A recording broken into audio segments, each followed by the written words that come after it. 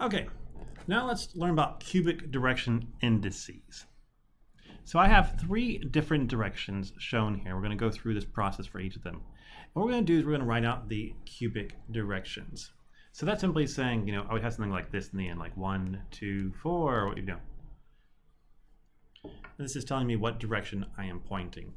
Now, the cool thing about this, for any direction, for a simple cubic system, this is actually, let's just say if you were simple cubic, actually simple cubic.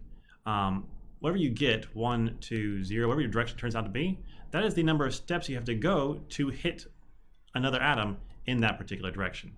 If your body centered cubic or face centered cubic, you might hit something sooner.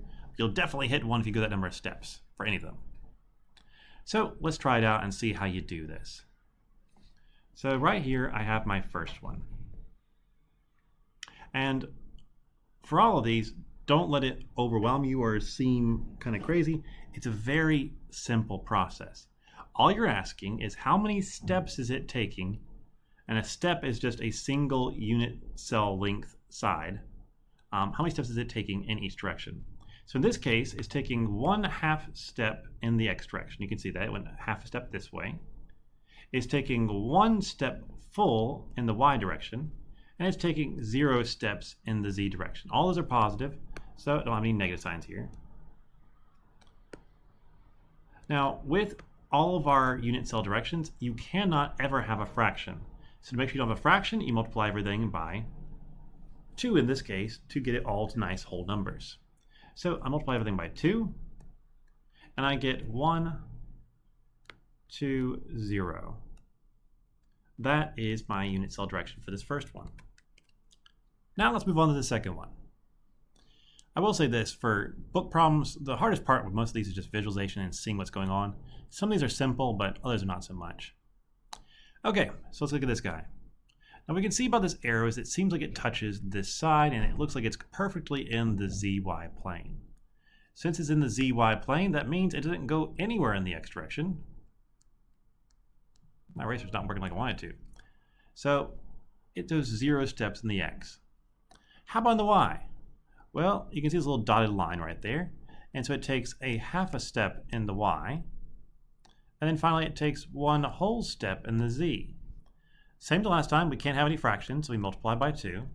And we'll get 0, 1, 2 in this case. Cool. Now let's go to this last one.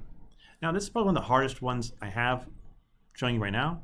But it's not going to be too bad. First off, you're going to have to guesstimate when it goes down like this, because it's not like hitting one of these edges you can see, but it does look to me like that's just going another cube down. Other things, we have a negative sign here because it's going negatively in one of the directions. Beyond that, I think we can figure this out pretty easily.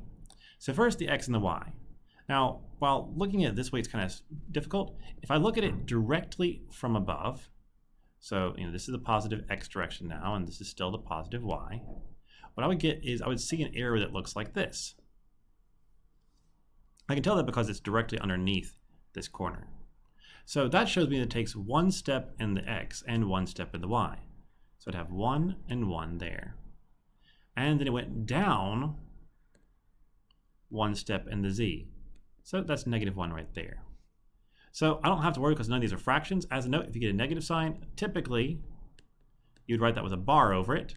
But a lot of times for your textbook or in problems, they make you use a negative sign instead. So you could probably have kept it like this and it'd been just fine. So that's it for this. Hopefully this gives you help on how to do these crystal lattice directions. And thank you all for listening. I'll see you all next time. Bye-bye.